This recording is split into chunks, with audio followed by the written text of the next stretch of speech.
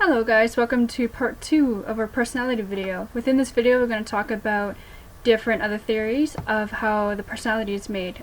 Again, these theories are just building blocks of how the personality is formed. The first theory I want to talk about within this video is Carl Jung's collective unconsciousness. So as we think individually of our own opinions and so forth, we also, every human being, think on a collective unconscious level, such as we share the same expressions, emotions, and feelings.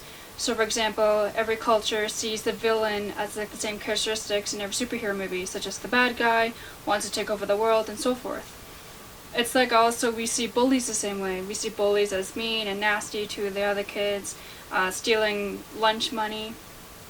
Even just like we also share like the same emotions. Well, some kids like going to school, but majority of children don't like going to school. They actually dread it. So we do share like a common trait, like a common collective unconscious thought process that we all share. So in the human experience, we strive for joy, harmony, and fun, and a good life. So as that theory presents, as we're all one, that also helps shape our personality and our identity as it's just who we are, but as a collective level, and not just individually. So this other theory I would like to talk about is by Alfred Adler. He came up with the feeling of inferiority. So in your childhood, you don't make your rules, any rules. You are under supervision constantly, and you just feel helplessness, and that results in failure. So when you're feeling inferior, you want to compensate. Majority of the time, you want to compensate the feeling, and then it turns to motivation to feel not helpless or inferior. So you're going to do something to get out of that feeling. You're going to do something to feel more inferior, more that you're controlling more things. So kind of like that's your motivation part. So the more inferior you are, you can go to both directions. You can just keep in that stage and keep feeling inferior, or you can be motivated and do something about it. So as we're on the topic of motivation, motivation itself is like a huge factor of how the personality shapes and how we do things and why we do things. So motivation levels vary from individual to individual. Some people can be extremely motivated, so they get more stuff done, they do what you gotta do and exceed in their goals, while others, they're not as motivated, may not get as much done, and may not be as successful as others. So just depending on your motivation levels, it's really reflects on your lifestyle, like if such as exercise and nutrition habits, that can reflect on your motivation. If you have low motivation, more likely to not have a great diet or exercise routine as much as like a motivated individual. So your whole lifestyle is basically prone on that trait.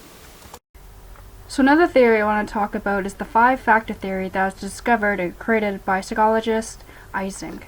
So Isaac stated that everyone has like the basic 5 personality traits within them. As like everyone's different, it's still again just building blocks of the personality. So the first personality trait is agreeableness versus disagreement. So you either like you agree with everything and that you're accommodating, or that you just disagree with everything and everyone and their opinions.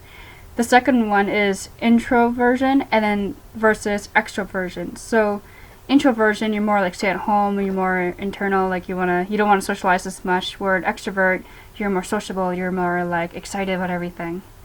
The third one is neuroticism versus stability.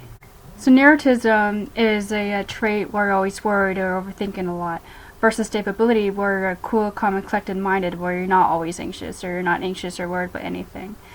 The other factor is conscientiousness versus irresponsibility. So with conscientiousness, like you're conscious about everything, you're like in order, you set things straight, like you're just conscious about what you need to do and like how to do things. Or if you're responsible, you're kind of like all over the place, like you're disoriented, not disoriented, but like you're just like you don't like have it all figured out. Just you kind of play it by ear, kind of like irresponsible.